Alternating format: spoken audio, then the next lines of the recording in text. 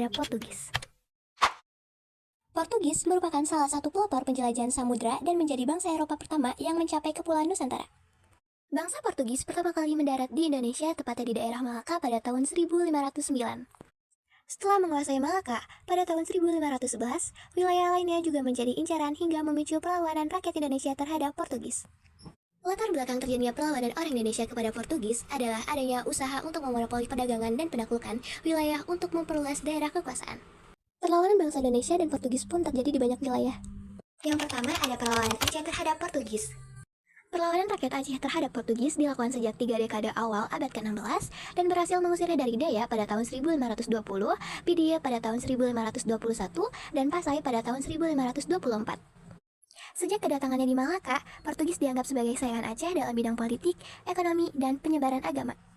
Hal yang menyebabkan rakyat Aceh melakukan perlawanan terhadap Portugis adalah yang pertama, keinginan Aceh menguasai jalur perdagangan di Selat Malaka, yang kedua, ambisi Portugis untuk memonopoli perdagangan Aceh, untuk yang ketiga, Portugis melakukan blokade terhadap perdagangan Aceh, dan yang terakhir, Portugis melakukan penangkapan kapal-kapal Aceh.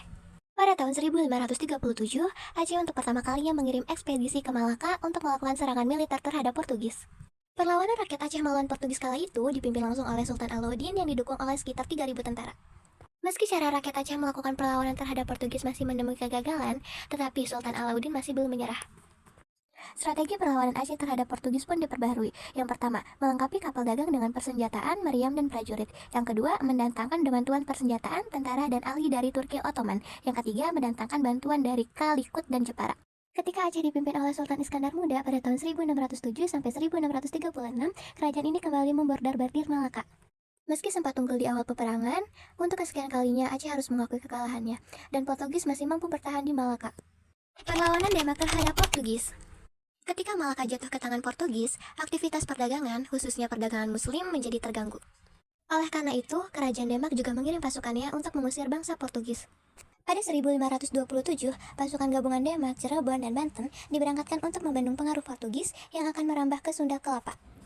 Akhirnya, pada tanggal 22 Juni tahun 1527, Sunda Kelapa berhasil direbut oleh Fatahillah, yang kemudian mengubah namanya menjadi Jayakarta. Perlawanan rakyat Maluku terhadap Portugis. Bangsa ini tiba di kerajaan Ternate sekitar tahun 1513 untuk menjalin kerjasama dagang. Sayangnya, bangsa Portugis mulai memperlihatkan kelicikan dan pengkhianatan untuk memonopoli perdagangan. Hal ini kemudian membuat para pemimpin Maluku marah dan mengajak seluruh rakyatnya berperang melawan Portugis. Perlawanan rakyat Maluku terhadap Portugis dipimpin oleh Sultan Babullah. Pada tahun 1571, pasukannya berhasil mengusir Portugis dari Ambon dan 4 tahun kemudian, Portugis menghilang selamanya dari Maluku. Perlawanan bangsa Indonesia terhadap Spanyol. Perlawanan rakyat Minahasa terhadap Spanyol terjadi sejak 1644 hingga 1654. Perang ini ditangani disebabkan oleh ketidaksukaan rakyat Minahasa terhadap usaha monopoli perdagangan yang dilakukan Spanyol. Ketika Portugis melalui para pekabar Injil mulai menetap di Minahasa pada 1563. Namun setelah kemunculan Spanyol pada 1521 di Nusantara terjadi persaingan dan perebutan pengaruh antara kedua bangsa Eropa itu. Persaingan antara Portugis dan Spanyol berlangsung lebih dari 30 tahun sebelum akhirnya berakhir pada 1580. Seiring berjalannya waktu, hubungan persahabatan antara Spanyol dan Minahasa berjalan dengan baik. Namun, hubungan yang sudah terjalin dengan baik ini disalahgunakan oleh Spanyol. Sebab, Spanyol mengirimkan tentara-tentara di seluruh pelosok Minahasa dan mulai melakukan berbagai tindakan yang tidak sesuai dengan rakyat Minahasa. Karena takut mendapatkan serangan balik dari Spanyol, rakyat Minahasa meminta bantuan kepada VOC pada 21 April 1644. VOC pun bersedia membantu rakyat Minahasa dengan mengirimkan 70 pasukan tambahan. Tentara pribumi ikut melemparkan serangan kepada pasukan Spanyol pada 10 Agustus 1644 yang menewaskan pendeta Lorenzo Geralda pada 14 Agustus 1644. Pada akhirnya perlawanan ini dimenangi oleh pihak rakyat Minahasa.